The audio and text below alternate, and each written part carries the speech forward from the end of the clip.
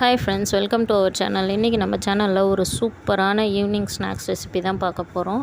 வீட்டில் இருக்கக்கூடிய பொட்டுக்கடலையை வச்சு சிம்பிளாக இன்ஸ்டண்ட்டாக செய்யக்கூடிய ஸ்நாக்ஸ் ரெசிபி. வாங்க எப்படி செய்கிறதுன்னு பார்க்கலாம். ஃபஸ்ட்டு இது செய்கிறதுக்கு ஒரு மிக்ஸி ஜாரில் 250 ml ஒரு கப் அளவுக்கு பொட்டுக்கடலை எடுத்திருக்கேன். எடுத்து அதை நைஸாக அரைச்சிக்கணும். கொரப்புன்னு அரைக்கக்கூடாது, நைஸாக அரைச்சிக்கோங்க இந்த அளவுக்கு. அடுத்து அரை முடி தேங்காய் அதையும் அரைச்சி வச்சுக்கோங்க. அடுத்து ஒரு பேனில் 2 ஸ்பூன் அளவுக்கு நெய் விட்டுக்கோங்க. நெய் ஊற்றி நெய் கொஞ்சம் ஹீட் ஆனவுடனே நம்ம ரெடி பண்ணி வச்சுருந்த தேங்காவை ட்ரை ரோஸ்ட் பண்ணிக்கணும். லைட்டாக அந்த ஈரப்பதம் கம்மியானால் போதும், ரொம்ப டீப் ஃப்ரை பண்ணணும்னு இல்லை. இந்த அளவுக்கு லைட்டாக ஃப்ரை பண்ணவுடனே அது கூடவே ஒரு கப் அளவுக்கு நாட்டு சர்க்கரை எடுத்துக்கோங்க. ஒரு கப் அளவு பொட்டுக்கடலைக்கு ஒரு கப்பு நாட்டு சர்க்கரை கரெக்டான மெஷர்மெண்ட்டு. அதையும் போட்டு இந்த தேங்காய் கூடையே போட்டு கொஞ்சம் கட்டிகள் இல்லாமல் நல்லா உடச்சி கலரி விடுங்க. அது கூடவே நம்ம ரெடி பண்ணி வச்சுருந்த பொட்டுக்கடலை மாவு அதையும் போட்டு நல்லா மிக்ஸ் பண்ணிக்கோங்க. தேவைப்பட்டால் நடுவில் நெய் ஆட் பண்ணிக்கோங்க. அது கூடவே லைட்டாக ஒரு பிஞ்ச் அளவுக்கு சால்ட் ஆட் பண்ணிக்கிறேன். சால்ட் ஆட் பண்ணி கட்டிகள்லாம் எதுவும் இல்லாமல் நல்லா ஒன்றுபட நல்லா மிக்ஸ் பண்ணிக்கோங்க. அது தேங்காயில் இருக்கிற தண்ணிலாம் அந்த ஈரப்பதம்லாம் கொஞ்சம் ட்ரை ஆகிட்டு நல்லா இந்த அளவுக்கு இருக்கணும் மாவு.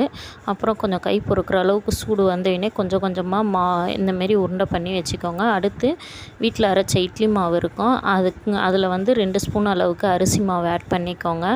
அது கூடவே கார்ன்ஃப்ளவர் மாவு ஒரு 2 ஸ்பூன் அளவுக்கு கார்ன்ஃப்ளவர் மாவு ஆட் பண்ணிக்கோங்க. தேவையான அளவுக்கு மட்டும் உப்பு போட்டு நல்லா ஒன்றுபட நல்லா மிக்ஸ் பண்ணிக்கோங்க.